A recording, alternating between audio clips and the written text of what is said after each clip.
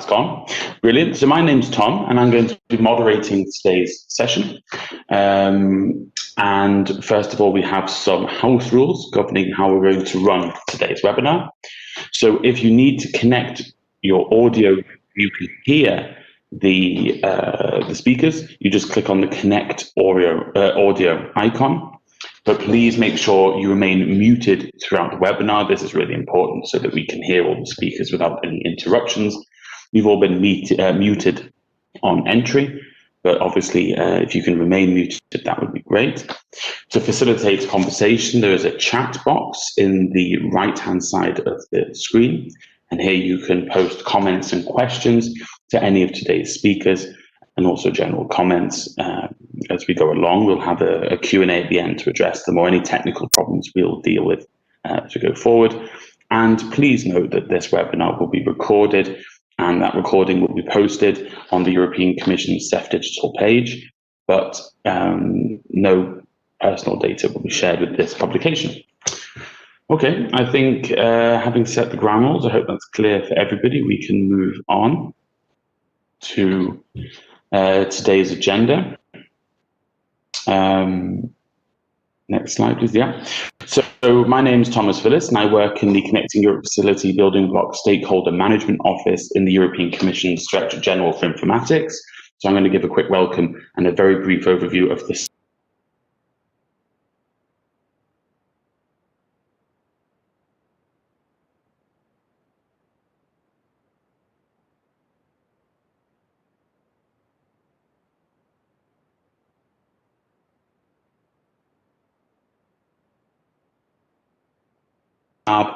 From E-ARK Web, who is going to give them.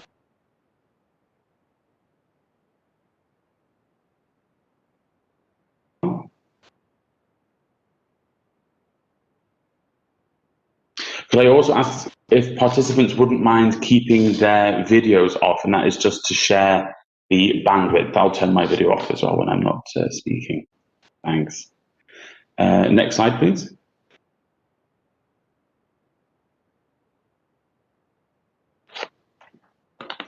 I see someone says we may have lost sound. Tomasz, let me.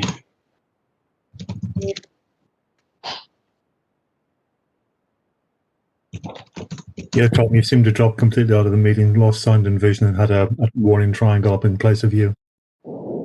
Okay, thanks, David. Can you hear me now? Perfectly, thank you. Okay, I'm sorry about that, everyone. We did do a full sound and audio check yesterday, so that's quite. We did do a full sound. It's quite strange. How long was I out?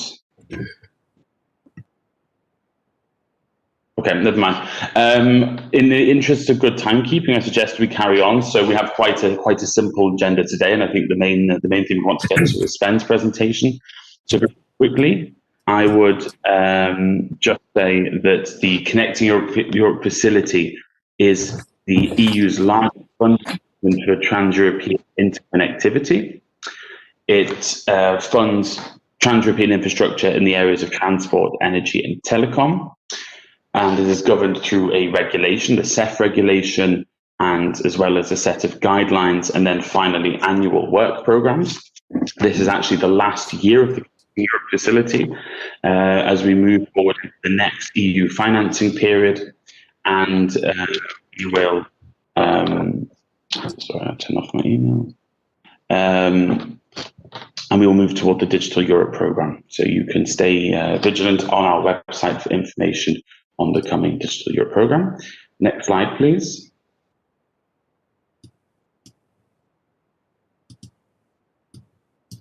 So very quickly, here is the catalog of building blocks that are funded through the Connecting Europe facility.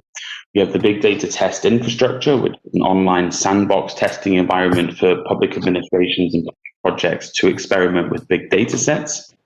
We have the context broker, which is a standards-based API for building smart services and smart applications. E-archiving we'll discover in some detail today. The European blockchain services infrastructure is a blockchain infrastructure at European level, active in a number of specific use cases, such as deployment recognition. Could I just ask if people can check they're muted, David? I think, cheers. The European Blockchain Services infrastructure active in a number of use cases, so diploma recognition, self-sovereign identity. E-invoicing supports the adoption of the European standard on e-invoicing, facilitating cross-border electronic invoicing and electronic procurement. The eID, e-delivery, and e-signature building block all implement the provisions of what we call the eIDAS regulation. That's the regulation on trust services and authentication in the single market. So eID facilitates the interconnection of electronic IDs in the EU. E-delivery allows for the exchange of data and documents securely between projects operating in the member states, and e-signature supports the creation and validation of electronic signatures within the European single market. And e-translation is a translation solution that can be implemented into a web interface to make it multilingual or used as a secure translation tool for public officials. Next slide, please, Jamie.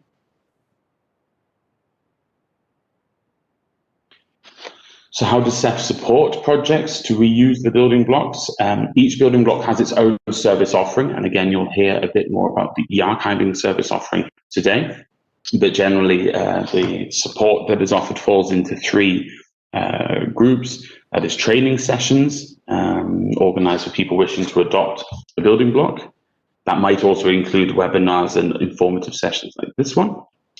Sample software, so based on open standards and specifications that can be used as sample software or productized by a private company, etc.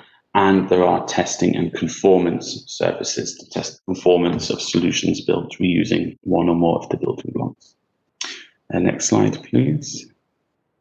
Thank you very much. So how to reuse a building block concretely? Well, you can build a solution from scratch using the core standards and specifications, which are all outlined on the CEF digital site. You can buy a compliant solution that has been brought to market by a private entity and use it as an out-of-the-box solution. Or you can reuse sample software, which is provided on the CEF digital website. And the key thing here to say is that the goals of the CEF program are to ensure interoperable interconnection of the IT systems of the EU member states based on common European or international standards. Okay, I think that's it from my side. So I'll hand over to you, Jamie. Thank you, Tom. Can you hear me? Yeah. Excellent. Okay, so as Tom mentioned, I'm the head of training for the e-archiving building block, and as such, I'd like to extend my welcome to you all to what is the 8th of our training webinars. And it's good to see so many regular listeners back with us today after the extended Christmas break. So welcome, everybody.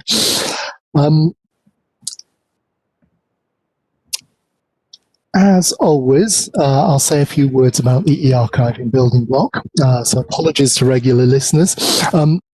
But today I'm going to focus on the 2021 training webinar series timetable, because we've got a really exciting year planned ahead. So we're going to look at that in a lot more detail in a few slides' time.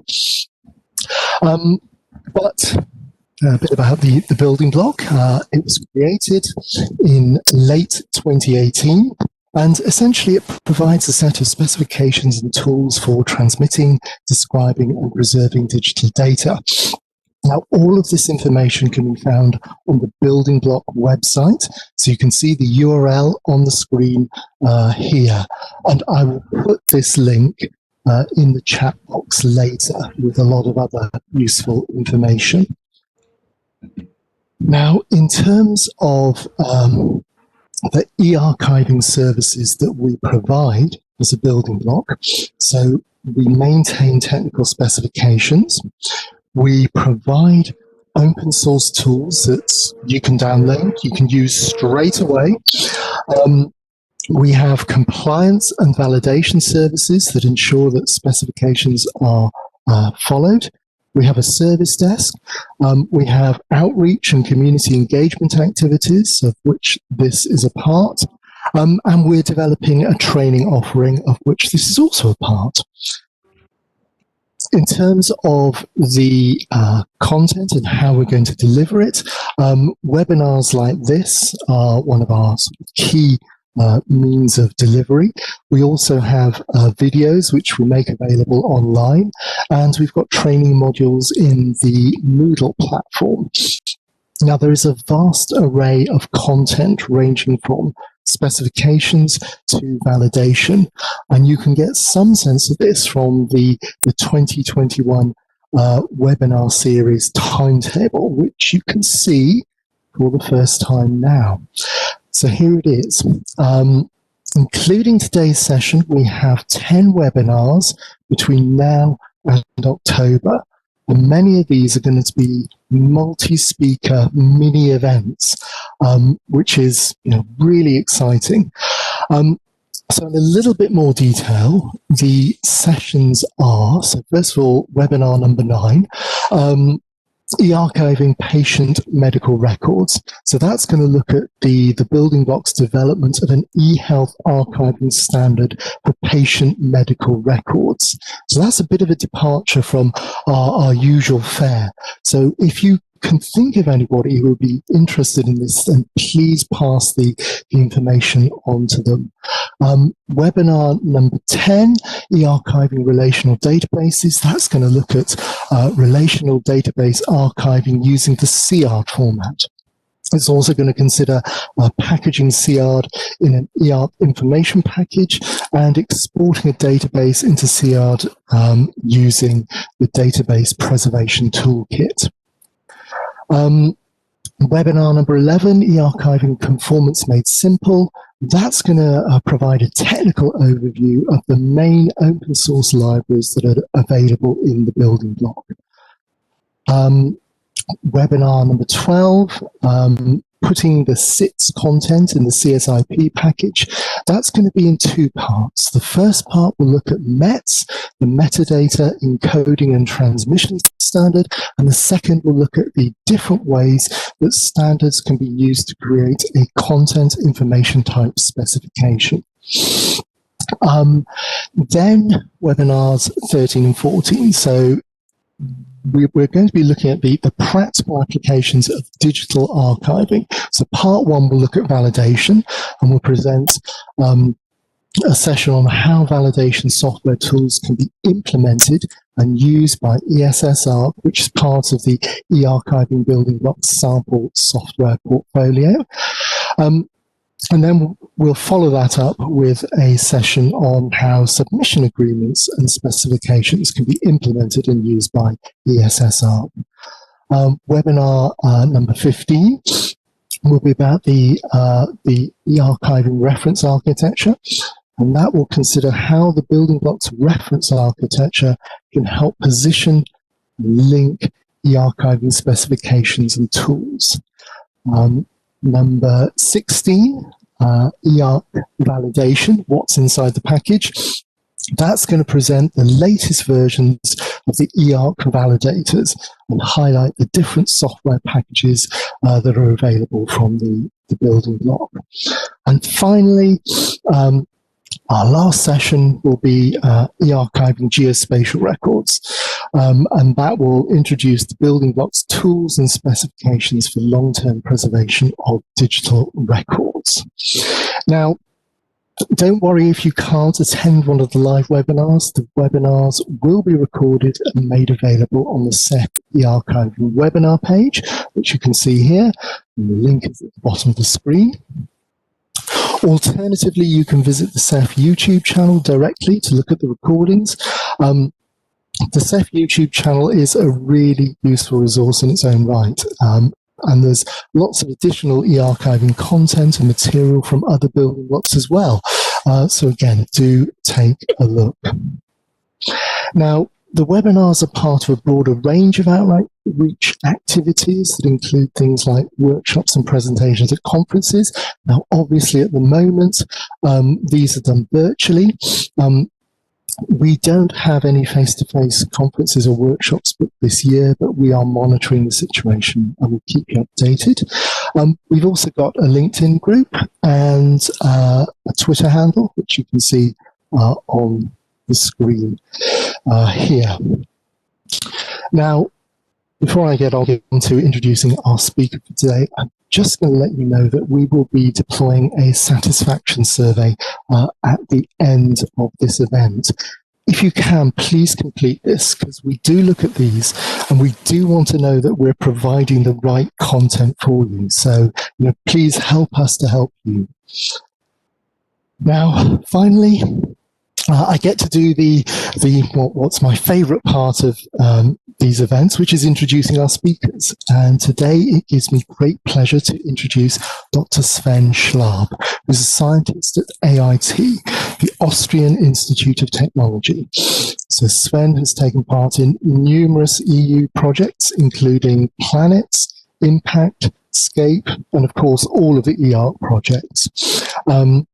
He's got many years of experience in software development, and he's also a member of the Digital Information Lifecycle Interoperability Standards Board, or DILSIS Board for short, where he leads the AIP standards. And today, Sven will introduce us to E-ARK Web. So Sven, over to you.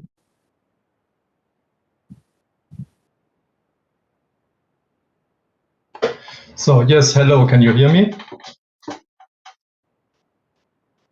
Yeah, loud and clear. Very good. So hello, my name is Sven Schlab from the Austrian Institute of Technology. So I will today give an overview about E-ARK Web, the E-ARK reference implementation, some details about how the E-ARK standards are implemented in this application environment. So let's start with a quick look on the E-ARK standards reference implementation. The standards are, the most important standard is the CSIP, so the Common Specification for Information Packages, which is the common basis to derive the E-ARK SIP, AIP, and DIP. So the purpose of the E-ARK Web environment is to demonstrate the use of E-ARK formats. We have use cases for SIP creation, for ingest, so SIP to AIP conversion, and for DIP creation, so preparing information packages for indexing and search. So first of all, a quick look at the common specification for information packages. There's a general structure which is divided into the metadata and data part. On the one hand, metadata is again divided into descriptive, preservation, and other metadata.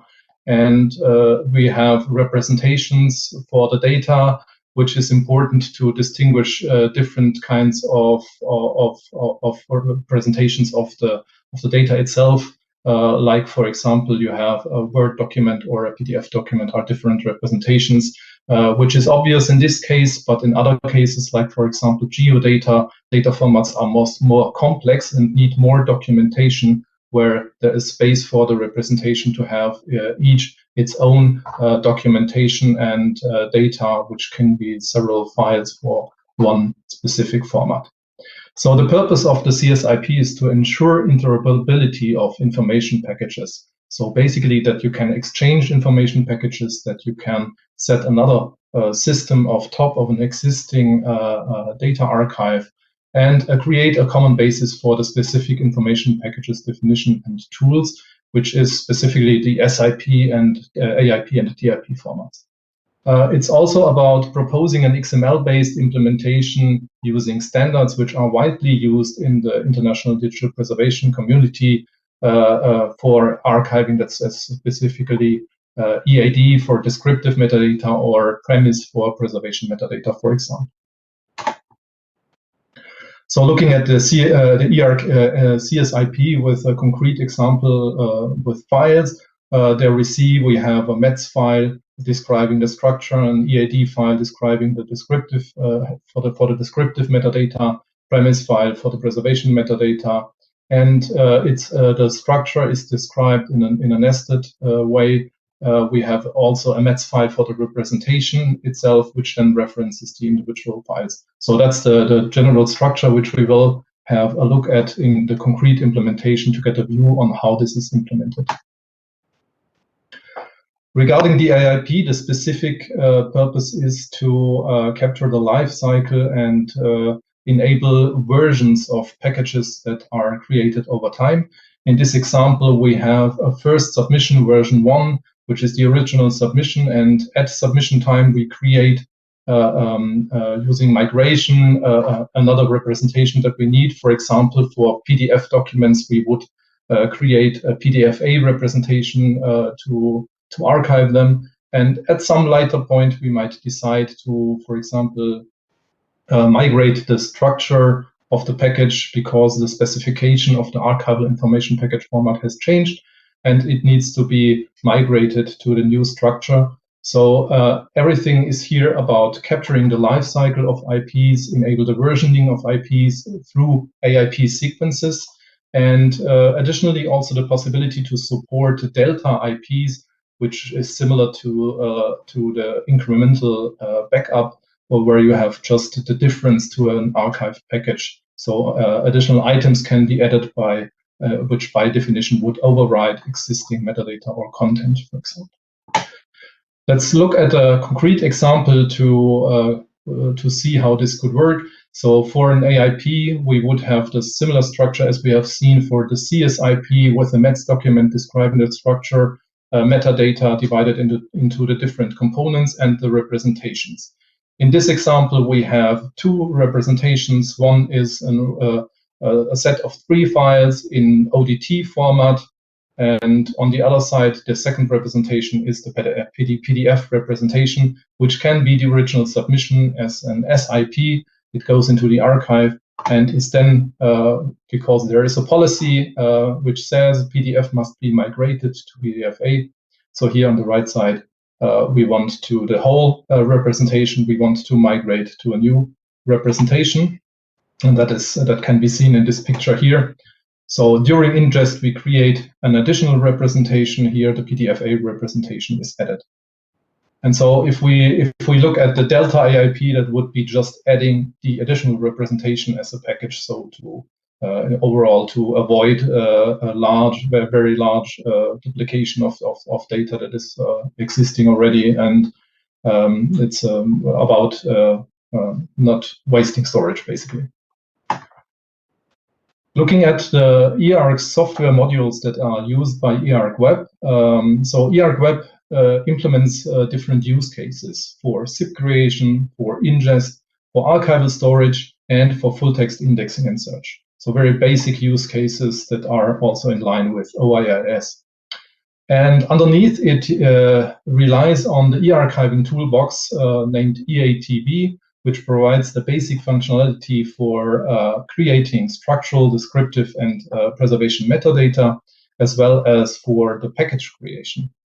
Underneath there is the Python IP validator. There will be another webinar about this tool, which allows to do rule-based compliance verification of packages, and it provides Python modules and for the integration with e-ARK Web. And additionally, there are Python modules and the REST API for this. So looking at the original architecture of the e-ARK reference implementation was targeted at big data. So this represents a software stack for big data, which is based on Hadoop. On top of that, an Apache HBase database connected with Lily and Solar as a search engine to allow large-scale full-text indexing and search in archived datasets. So this was optimized to index very large sets of information packages. So the tar files as information packages were deployed to the Hadoop cluster and then could be indexed in parallel. So this Lily component is obsolete in the meantime, so this is not further maintained. What is further maintained at the moment is the standalone deployment of this software, which is the reference implementation. which has conventional file system storage. It has also still the Solr search engine for indexing and search. It has a task monitoring system to observe the package creation and an interface for observing the information package status and looking at task execution results and so on. So looking at E-ARK Web itself, so E-ARK Web allows to define archival workflows which can be executed in parallel on a computer cluster, and it provides modular tasks for validation, format migration, content extraction, database transformation, packaging, and has many possibilities to do interfacing with storage systems. So this is the first screenshot of E-ARK Web that you see here. What we will have a look at in the course of this webinar is the working and storage areas. So on the one hand, the working area's purpose is to allow creating SIPs, preparing packages for storage, which is rather for the short term.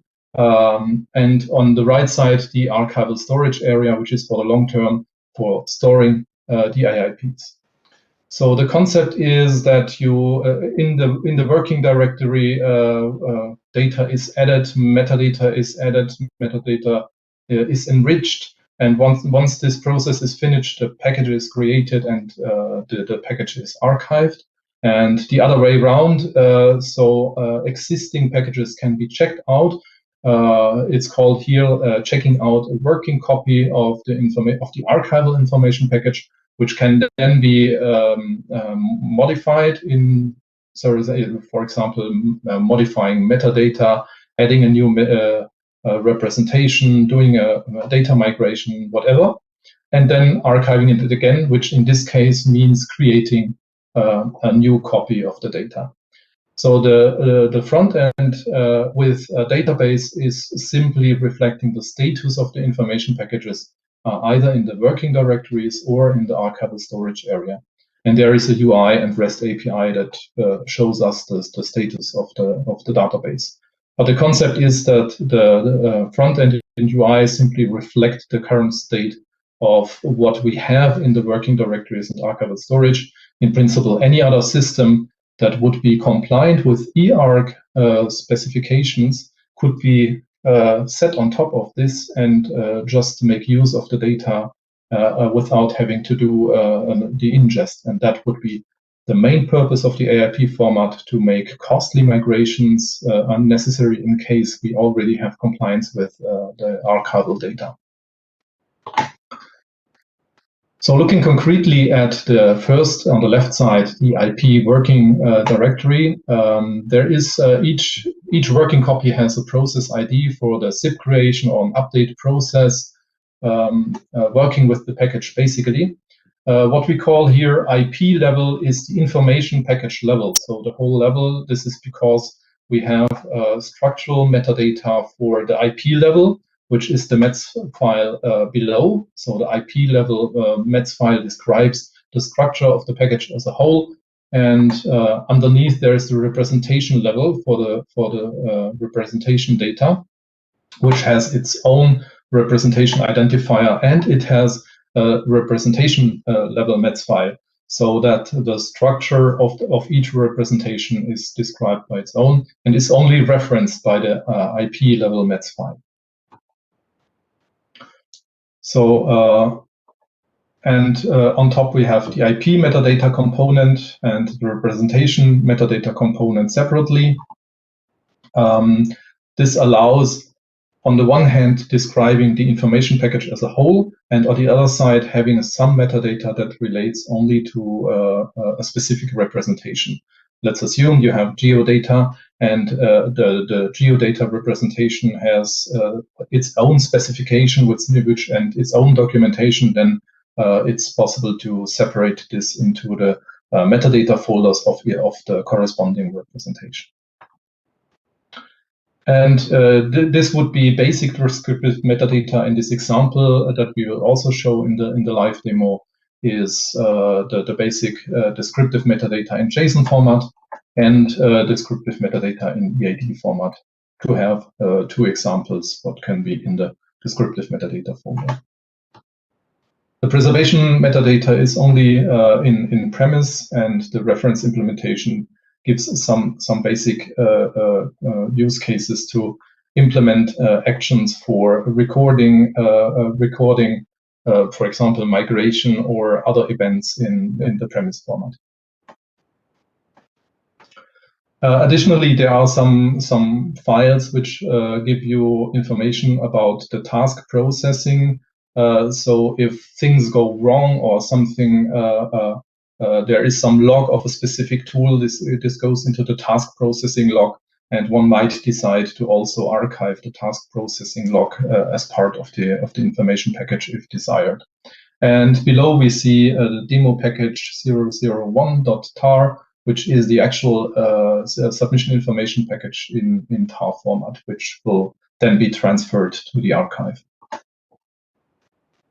Regarding the storage of the AIP file system storage, we've chosen the pear tree implementation. It's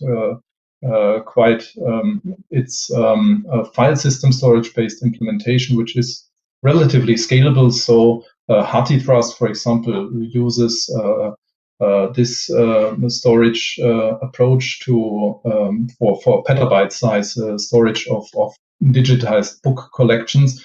So it scales in principle well, depending on how the hardware setup is made. And it's maintained by the Library of Congress. Just to not to go too much into detail, but just superficially show that it has a storage root that is defined. Then there is a mapping between the identifier of, in this case, the identifier of the AIP, which is mapped into a directory structure, which allows simply to add many items into and map it into this directory structure. And the leaf node has the data. By definition, the pear tree specification says that more than 2 characters for a folder means that we are in a leaf node, and which means in this case that we have in the data folder our actual AIPs, so the tar packages of the AIPs. So looking at the data node itself, just to see an example of how the AIP versions are stored, they are simply in a sequential order, meaning that the highest number is the latest version, and a sequence of folders is the versions of the AIPs, which are created once an AIP is updated and stored again. A new version is created in this leaf node. So looking first at the CIP creation, which is about having some forms to capture IP metadata, 2 forms here to capture IP metadata, and subsequently to allow creating representations and upload data files.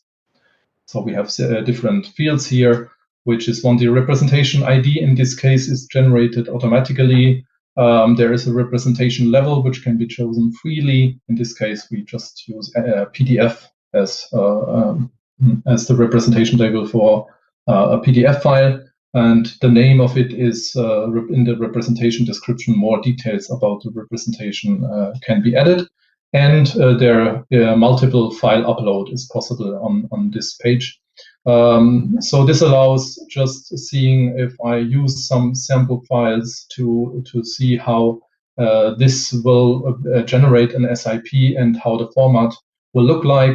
For larger information packages, one would rather copy the data directly by some means via SSH, for example, to copy the data into the system and then register it separately, which I come back later to how this is made possible in the system.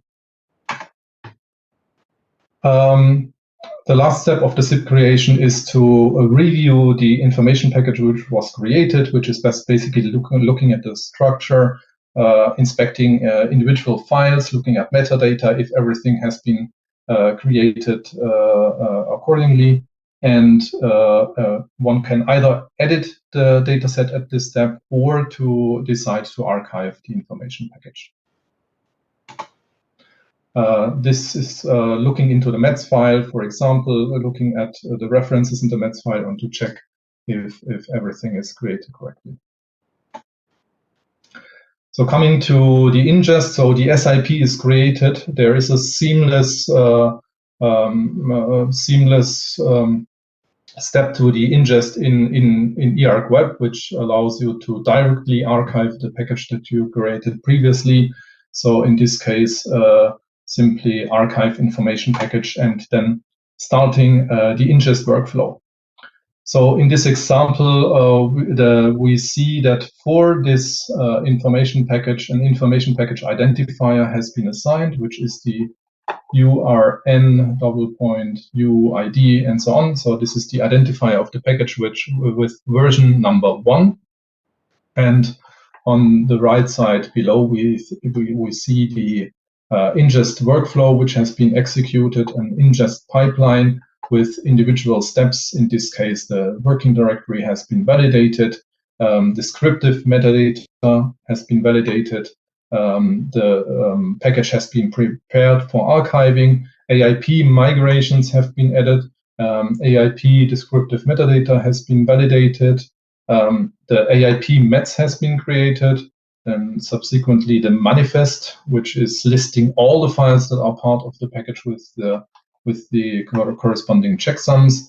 The AIP package has been created and the AIP has been stored. Additionally, there is the AIP indexing step, which indexes all the text documents that are in the package to enable full text search in a later step. Full text indexing and search, as mentioned initially, is enabled by Solar. So in principle, a complete SIP is sent to Solar, and Solar then indexes the individual documents that are contained in the package. This example shows one Solar document of one individual PDF file contained in the package, which can be enriched later, for example, by extracting metadata from EAD and adding it to the document, which then allows filtering specific Solar documents by the EAD metadata. There's also a search interface which then demonstrates how to make use of full text search and search individual files that have been archived in the package. The view, so if an individual file is found, it can also be opened directly and is streamed from the archival information package directly to the browser. The system provides an interface to looking at the service health and the storage capacity, just to see if enough storage in the working area and storage is available, and if the services that are needed are up and running. In this case, it's basically 3 services that are needed. There is the salary task execution backend, there is the Flower task execution monitoring service, and there is the Solar search indexing and search service, which are required for the full functioning of the system.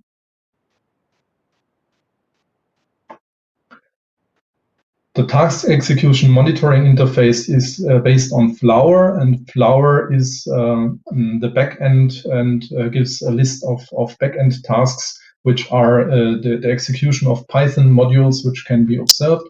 So, for example, the ingest pipeline is divided into the individual steps that I mentioned before, and each individual step is an atomic task that is executed by salary, and Flower gives us an overview about the successful execution of these tasks. And for large-scale ingest projects, this is important to being able to look at which tasks can be executed successfully and where are task failures and why there are task failures. So Flower also allows to analyze the reasons for failures by looking into the task execution details. In this interface, we can look at task input and output data. We can look at workflow and task runtimes to analyze how long it takes. So let's take this example. On the bottom, we see that the step validating working directory already failed. This is the first step of the ingest pipeline, and in this case, the pipeline execution stops. And we want to know what went wrong in executing this ingest pipeline. It's basically an exception that is raised, so it's quite easy because, as in other programming languages, Python allows throwing exceptions in specific when a failure occurs. And if the exception is thrown, we see the error in the user interface as well, and can then go to the corresponding task and look into what was the cause. And we see, in this case, the concrete error, which was error, in this case, provoked error of validating the package nets file. And we can see the processing logs for detail. So in this case, error validating package nets file refers to the processing log, and the specific error in this case is the DMD sec. This element is not expected at this point. Additionally, there is the REST API, which allows in principle everything that you can do with the user interface can be done with the API backend. So there is a complete API guide which shows how the ingest workflow that can be done in the user interface can be fully done by using the API, which is first to register an information package, then to copy the data by either using the file system copy or SSH, and then start the ingest using an API call. So there's further information available. There is the GitHub software repositories on the one hand for E-ARK Web. There is the software for EATB, and the PyRest IP validator, which is used for the validation of information package. There is documentation for the user guide documentation, how to create information packages, how to do the ingest, and how to do the archiving and search. And there is an API guide which explains how to make use of the system without the user interface, which is basically for batch processing and large-scale archiving. There are different ways of installing E-ARK Web. One is the manual installation, which is performing the individual steps, installing the individual components separately. And the other way is to use Docker Compose, which is an orchestrated way of deploying the containers that are needed by the system. So this is basically the presentation. We will now go into a quick demo of what we just have seen. So this you should now see the interface of E-ARK Web. And well, first we can. So let's first quickly have a look at the dashboard to which you have seen in the screenshot. So we see that everything is running. So Celery, Flower, Solar, the services are running, and we have enough capacity. So everything should be in place. So we start by creating an information package, and I've just chosen here an example.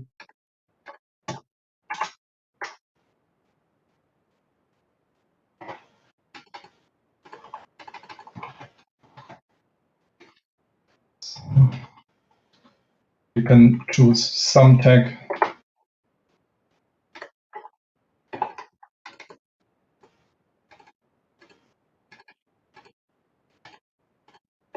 So this is basically the metadata that we enter for the package.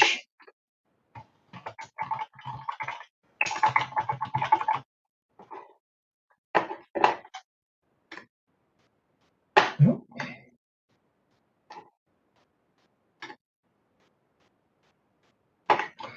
So now we have created the SIP, so the information package is created, and we can review the information package that you have seen. So first of all, looking into the root mets file. In this case, the root mets file, as I have said, it basically points to the mets file of the representation, which you can see here.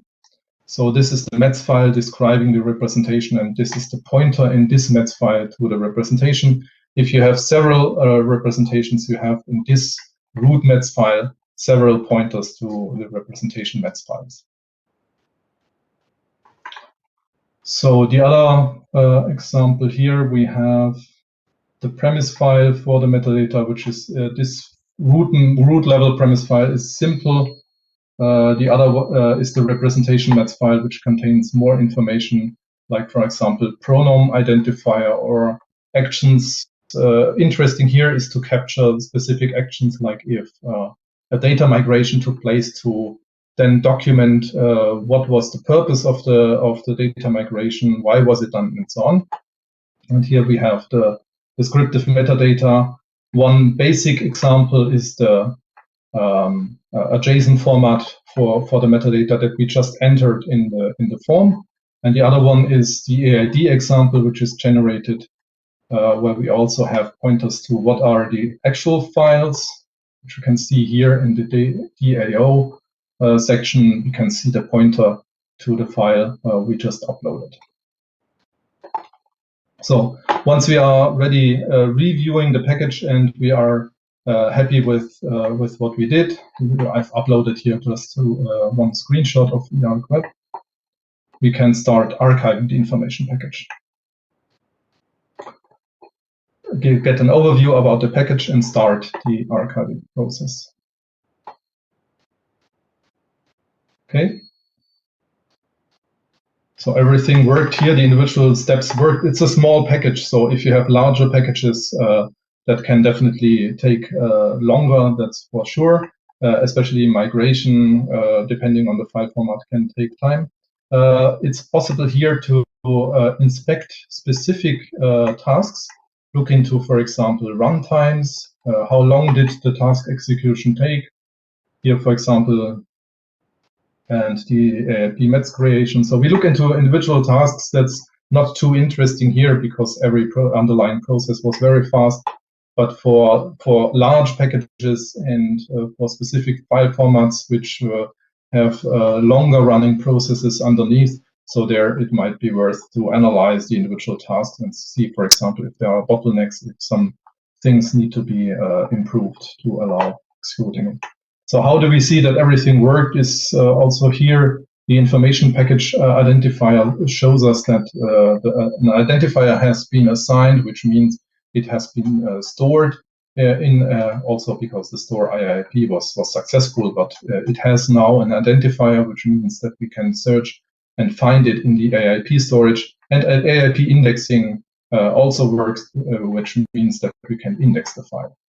We can see that also in the indexing status here, 17, which means all the files are indexed. Not only content files, but all the metadata files are indexed, which can then be easily excluded because of the structure of the E-ARK AIP. We are able to say, please only search in representations.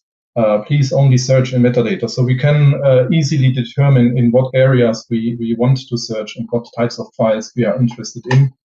But we can also quickly do a full text search. I did not upload a PDF document, so I can't demonstrate here the search. But if I would have uploaded the OIS example as I wanted initially, no, it does not find it, yeah.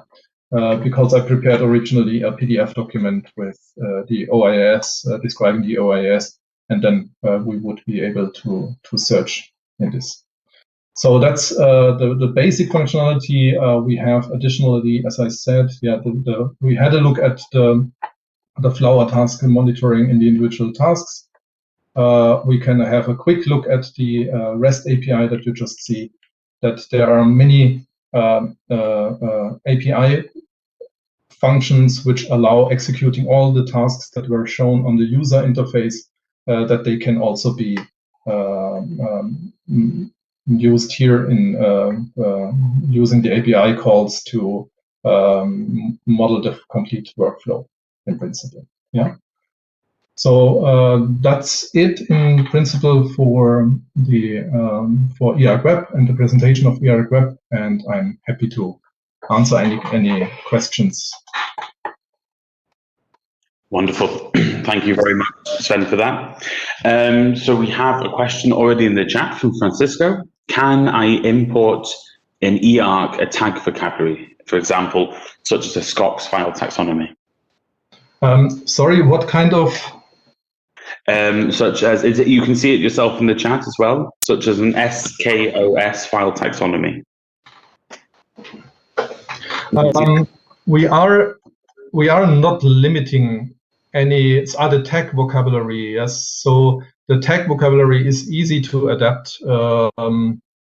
In principle, it's using a flat list. So you would have to do to extract what you want from the SCOS file in a flat list, because it's simply a flat list of vocabulary that is used.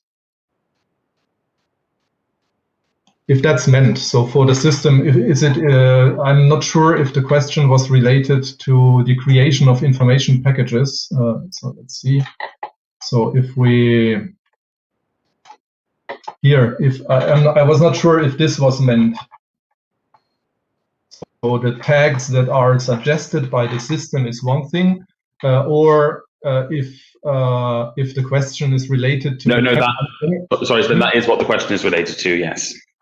Okay, yeah. If that is meant, that can be easily done by just using another flat list of vocabulary, and that can be extracted from the SCOS file.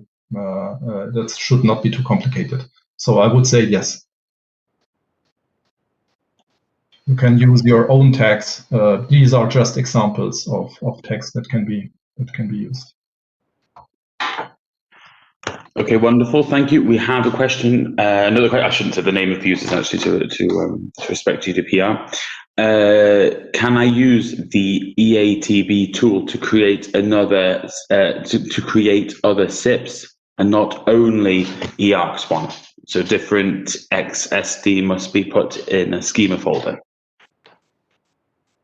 So on the one hand, E-ARK Web is the reference implementation. So the purpose here of this application is to show how it generates eArk specific metadata and recommended metadata. So we use METS for describing the structure. We use PREMIS for describing preservation events. We use EAD for the descriptive metadata. So these kind of recommendations are shown.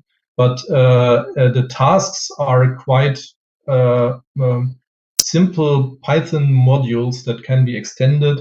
What is put in the metadata of packages is in principle, there is no limit. This is also one of the principles that is defined for the CSIP. So there are the concrete requirements for the CSIP, how the CSIP, regarding the CSIP structure, for example, which is, there are some elements which are mandatory, but there are also the principles and the general principle. And one of the general principles says that we do not limit any kind of metadata that is used. And the purpose here would be to adapt the ingest in a way that is adequate for other type of use cases. So the list of tasks that we have shown in this example can be extended. This means that other tasks can be added, existing tasks can be modified. So this is quite flexible and modular. So there is no fixed pipeline, but you can, in principle, put another task in between to just extend the ingest process and define what should occur there.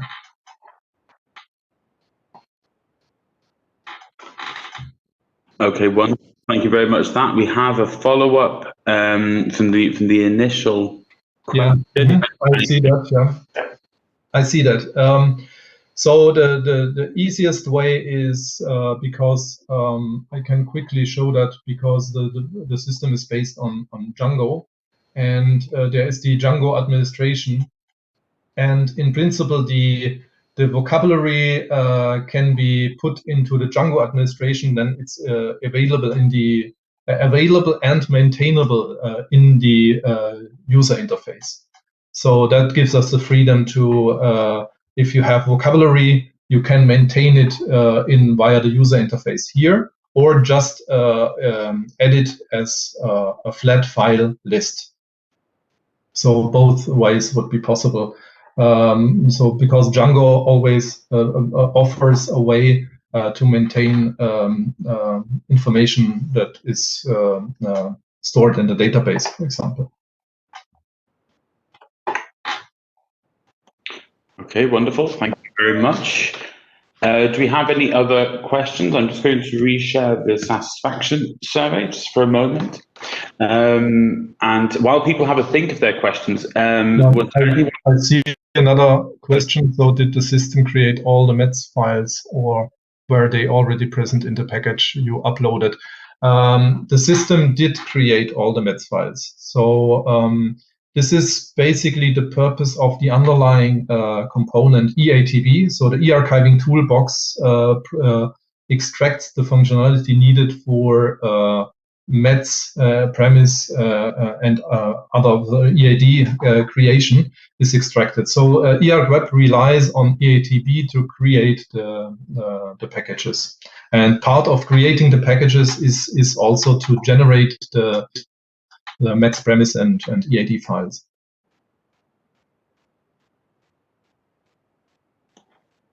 Excellent. Thank you very much. That seems clear. I would also ask just a quick question to participants. If anyone had any problems logging in today, could you let us know in the chat? Just because some users noted they did, and we've recently changed the software we use. So just a call for me to say if you had any problems accessing the webinar, or had to try and log in a few times, etc.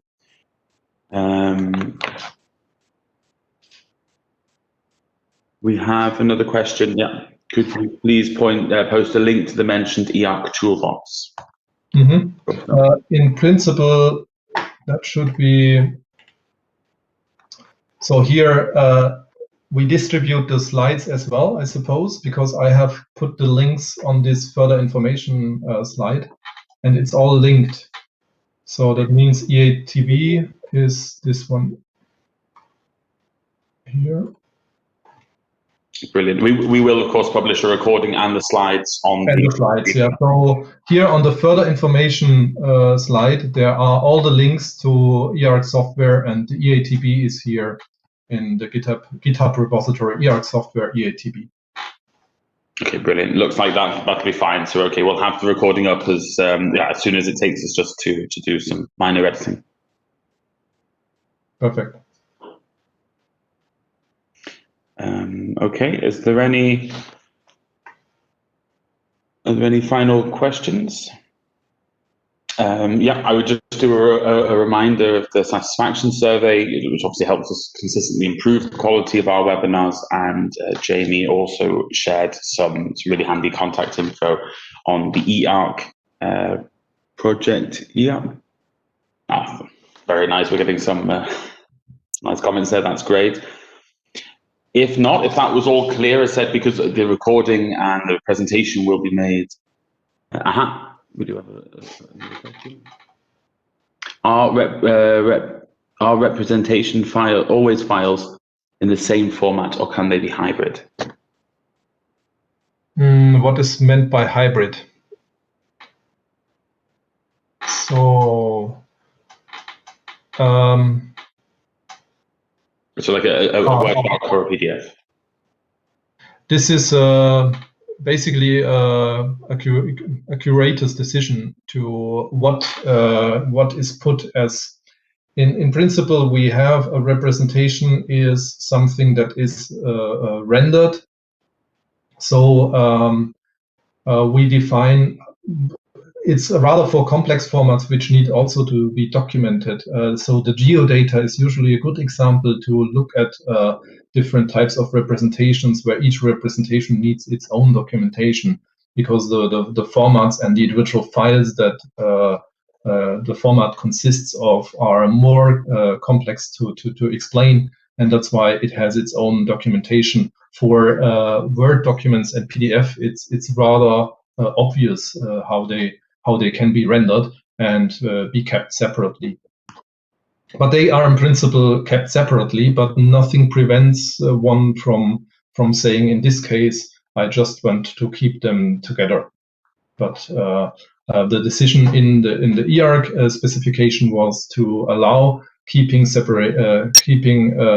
representations separate, to allow documenting them, having each representation, they're all metadata.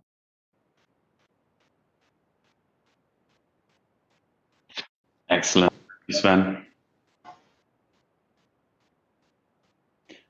Okay, this is a very, yeah, here we go. Will the actual presentation be available? Yes, it will be. So we will publish both the recording and the PDF of the presentation that you'll be able to download. Okay.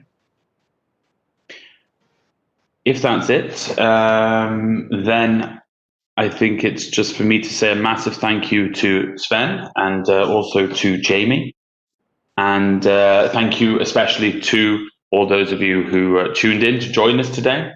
So I said this is the last installment in the webinar series we've been running since last year, but don't worry, because we have a new series of webinars commencing almost immediately. So we hope to welcome you all there, and indeed engage with us on social media, online, and you can contact us through the CEF Digital site if there are any problems.